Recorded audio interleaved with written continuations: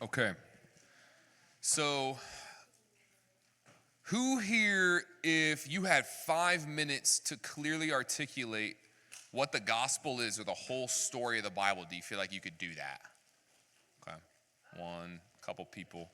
Okay. Yeah.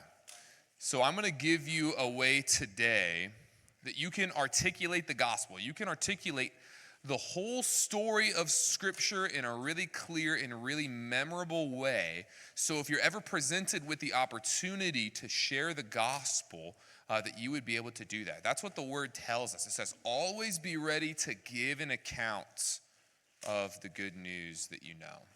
Okay? So you can fit the entire story of the Bible and of the gospel on one hand. Okay? Here's how you do it. It's 5 steps. It's called the 5-finger gospel. You're going to start with your thumb. Okay, everyone hold up your thumb towards me real quick. Everyone say green thumb. Everyone say green thumb is good. Okay, because in the beginning, it says that God created a garden, and that garden was good, and there was nothing bad that existed in it. A lot of times the way I'll start this conversation with someone, if they want to have a spiritual conversation, is, do you think that the world around us is broken? I have not met a person yet who has said no. I think the world is just fine the way it is. And if someone admits that the world is broken, they then have to also agree that there is like a fixed state of the world, that there is an ideal world, and that maybe, just maybe, if there was an ideal world, that we could get back to that world. That's the start of the gospel, that our green thumb is good. Everyone say the green thumb is good. But the story of the garden then goes to our next finger. Everyone hold up your pointer finger. Everyone wag it at me like you're saying no. That Adam and Eve said no to God's ways. They said no to the things that God had for them in the Garden of Eden. And us, like them and everyone else, has fallen short of the glory of God. That we all have looked at God and said no. We all have known what it is to do good and have chosen something else. Because we've wagged our finger at God, we then go to our third finger. We go to the middle finger. Be careful you don't flip someone off when you raise this one up. You're just doing it right now. The middle finger, I'm flipping no one off. It's just the back.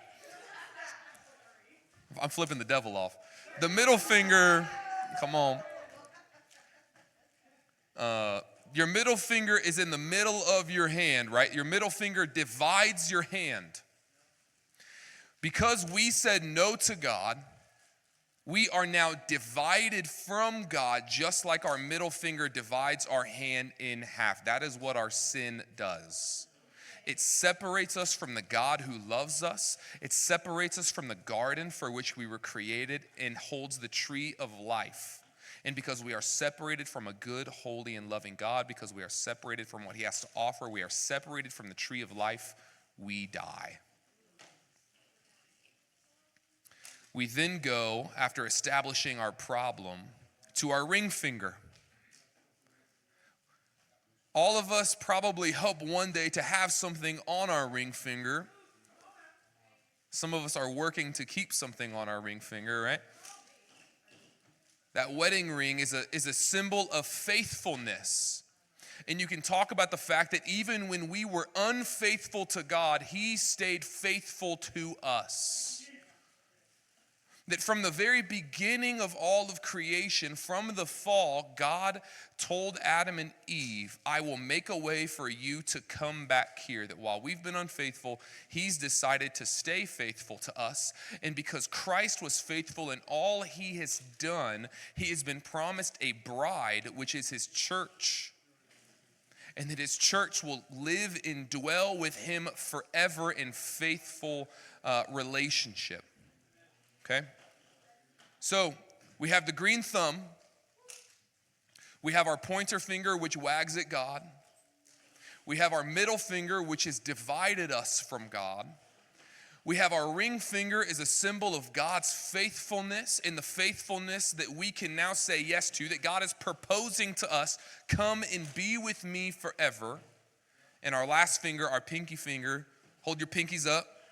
Hold your pinkies up. That Jesus Christ has made us a pinky promise that he is coming back for us, and that we will get back to the thumb.